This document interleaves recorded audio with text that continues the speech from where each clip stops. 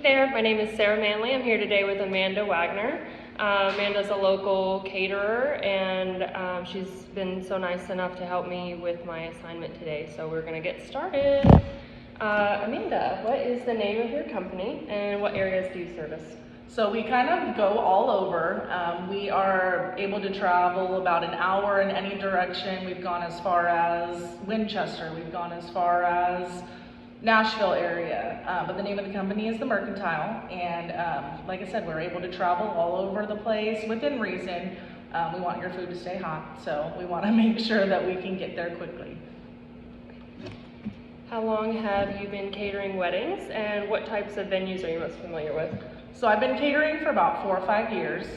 We've done everything from backyard weddings to all-inclusive venues. We've done everything from piecing together decorations. We have done anything and everything imaginable, really.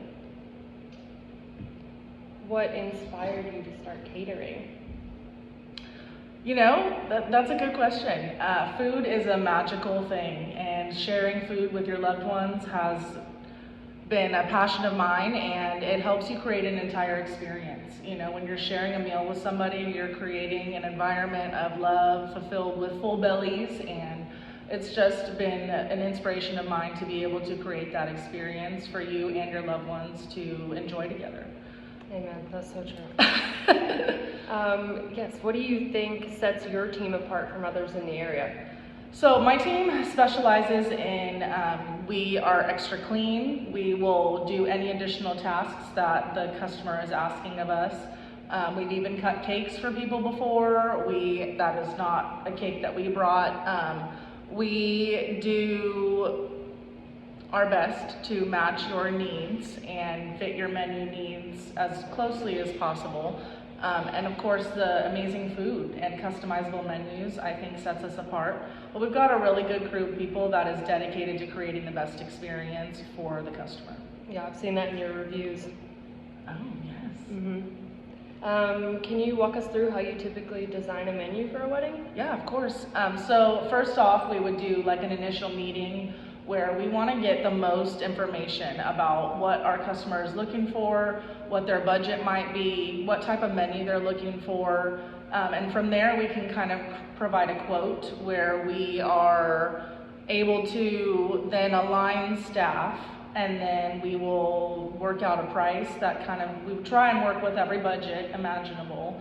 But we want to be sure that we can fit those needs, and then we order product and set the ingredient list. And then we'll also, we like to do 2 meat options, so as well as at least 1 side option. So that will be discussed, and of course it is at the discretion of the customer, but we want to provide enough food for all the individuals at your wedding. So it's important that we do give a couple options. And again, that's discussed with the wedding party. And we want to make sure that they're getting what they need, as well as us being sure that we're going to be able to provide enough food for every guest. Right. How are your packages structured, and what is typically included in your base price? So again, these are super customizable. We have found that we price off of the time needed, difficulty, how many staff members we are going to need, as well as your menu and the food cost. All of that comes into consideration, and we price per plate. So you'll always hear about, $25 is like probably our minimum, like per person. And then from there, we're able to kind of add on with desserts. We're able to do everything from mini pies, customizable little cakes. Our last wedding was cute little star-shaped cakes with a whole different ombre icing on top, as well as we had mini cheesecakes. So again, we can pretty much add on anything, but that price is discussed with the customer, and then we're able to kind of go from there. But it is per plate. And then the desserts are an add-on. And a lot of times gratuity is also discussed with this as well, so that way I'm taking care of my employees and making sure that nobody's gonna get gypped in the process. So a lot of times we discuss that up front, and that's not necessarily included in the package, but it is included. Sometimes there are additional delivery fees if needed, depending on the travel expenses. We will pay our people to drive. But other than that, it's pretty much labor and staffing, the time and the difficulty. And yeah, we go from there. And if it's in their budget, great. And if it's not, we're happy to refer to somebody else that may be able to do it at a more cost-effective price. Is 25 per plate like average? It's actually area? pretty cheap. Cheap for Pretty plate? cheap, Wow. yeah. I've seen it go up to 45, 50 bucks a plate. It really just depends on what the desired menu is. You know, if you're going for like steaks and you want somebody to sit there and cut customized steaks off of a bone, you know, you're looking at a bit of a higher price. Are those carving stations? Is that what it's Yeah, which is doable, but again, you know, you have to look at the product and how much that's gonna cost us to get it, how much we're gonna have to charge in order to make a profit off of it.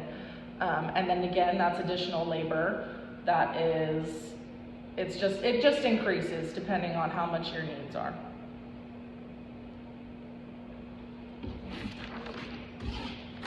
What is your process for setup, tear down, and leftovers for the end of the night? Great question, because there is a lot that goes into it, and I can only assume that everybody has a little bit of a different process. But so again, we call in all of our employees and we have all hands on deck for preparation. We've got a good checklist of all of the utensils, serving dishes, plates if needed, anything we're gonna need for that event.